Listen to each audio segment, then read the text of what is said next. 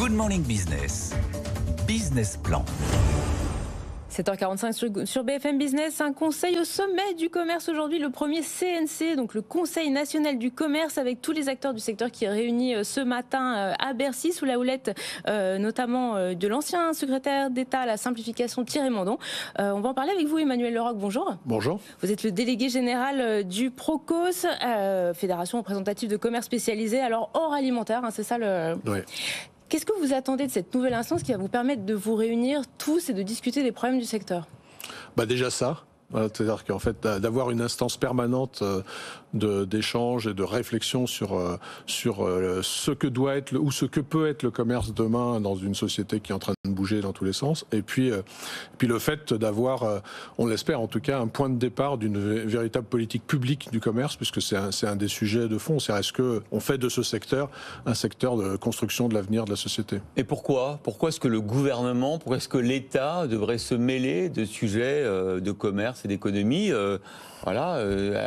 souvent, vous savez, quand l'État met son doigt quelque part, ça peut mal se terminer. Donc, je dirais que l'État et le Parlement, il met son doigt de toute façon. Ouais. Aujourd'hui, avec la réglementation des négociations commerciales, par exemple. Les réglementations, c'est-à-dire qu'en fait aujourd'hui, on est dans une logique. Alors, on pourrait, oui, il y a un sujet spécifique, réglementation d'urbanisme commercial, qui est un sujet. On est traité de manière particulière depuis très longtemps, mais je dirais que ça, c'est un sujet, mais d'une manière plus générale, entre les problématiques, je dirais de nature territoriale, c'est-à-dire le zéro artificialisation nette, qui pose pas de problème qu'au secteur du commerce, hein, mais aussi la transformation importante de la société, c'est-à-dire les problématiques de décarbonation, les problématiques d'emploi, les problématiques de vie territoriale, de télétravail. Tous ces sujets-là, de toute façon, ils sont quelque part traités par des lois sur le gaspillage avec la loi AGEX. Donc le sujet, c'est même, pour répondre à votre question, au-delà de réunir les acteurs du commerce, c'est de réunir toutes les administrations et ministères qui ont des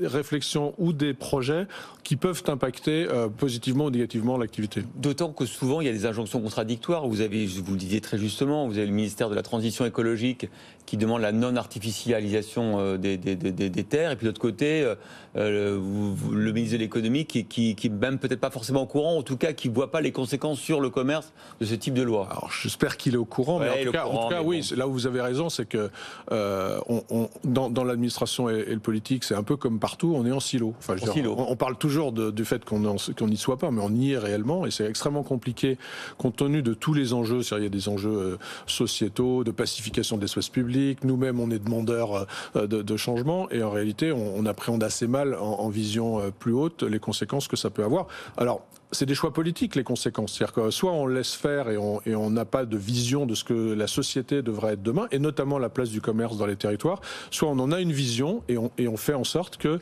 les décisions qu'on prenne vont dans ce sens de cette vision. C'est ça, en fait, pour moi, l'enjeu de la coordination que peut représenter le CNC. Vous évoquez un certain nombre de grandes problématiques. Quel est le problème que vous voudriez voir mis tout en haut de la pile, traité immédiatement par ce CNC ?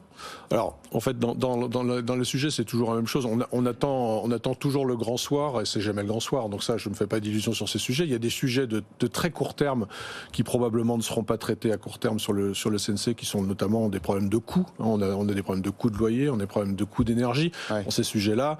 Avec l'indexation, par exemple. Alors l'indexation, c'est un sujet. Les loyers commerciaux, des baux commerciaux, on est à plus de 6%. Vous souhaiteriez que ce soit la moitié là cette année ? Oui, mais en fait, à mon avis, c'est pas. Il y a deux échelles de temps dans l'indexation. Il y a qu'est-ce qu'on peut avoir comme indexation dans le cadre de la gestion d'un commerce à long terme, etc. Et comment on répond à un problème de crise actuelle, qui est un problème de plafonnement. C'est deux sujets de temps différents.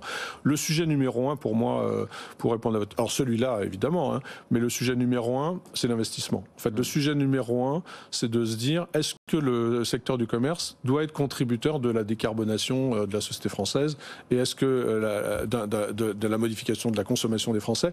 Moi, je crois que ce sont les acteurs de l'offre qui peuvent bouger les lignes de la consommation. C'est très compliqué de partir du consommateur, et donc si on veut être ambitieux en matière de société d'une manière générale sur les sujets de transformation de la société et de la décarbonation, il faut s'appuyer sur l'offre et donc l'investissement. Et là, on a un problème d'investissement. Le moyen Problème de moyens. Et l'État aussi a un problème de moyens.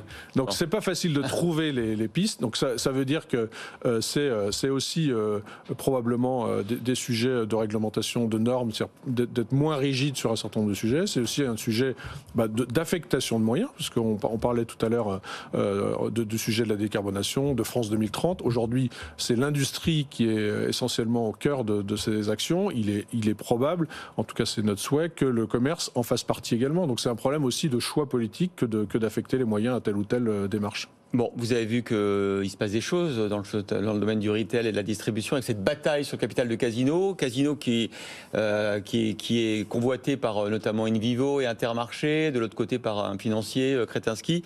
Je sais que ils font partie de vos adhérents puisque dans le non alimentaire, chez le Terrac, il y a notamment Jardiland, Gambert, Delbar. Autant d'adhérents, j'imagine. Alors oui, enfin le sujet général de ce secteur, mais comme d'autres, mais c'est effectivement comment on structure les moyens et la capacité d'être. Comment on concentre et probablement dans un certain nombre d'autres secteurs, c'est quel est le bon équilibre de l'atteinte d'objectifs qui sont. Aujourd'hui, il y a des objectifs, on le voit bien, liés aux problématiques de consommation, donc de prix de vente, donc de prix d'achat, puisqu'en fait dans le secteur il y a ce sujet. Après, il y a d'autres problématiques qui relèvent plus des stratégies des acteurs, des stratégies notamment des actionnaires. Donc, et aussi de l'endettement. On revient au sujet des moyens d'investissement. En fait, si on devait décrypter tout ça, il y a un secteur qui est moins rentable pour des raisons d'écrasement de marge, un secteur qui est, alors je dis pas que c'est le cas de Casino parce que j'ignore le sujet, mais qui est endetté parfois par un endettement de crise, les PGE, et des ambitions d'investissement qui sont important. Donc soit en fait le sujet c'est comment est-ce qu'on est capable d'accélérer cet investissement qui pour nous est majeur pour l'adaptation des secteurs à ce commerce de demain, qu'on soit petit qu'on soit un petit commerçant indépendant ou qu'on soit une chaîne comme nous. Et parfois on se trompe en pensant que les seuls fragiles ou les seuls qui ont des difficultés à faire tout ça, ce sont les tout petits commerçants. C'est pas uniquement eux. Merci beaucoup d'avoir été avec nous, Emmanuel Leroc, délégué général du Procos. On vous laisse partir à Bercy pour cette première réunion du Conseil national du commerce.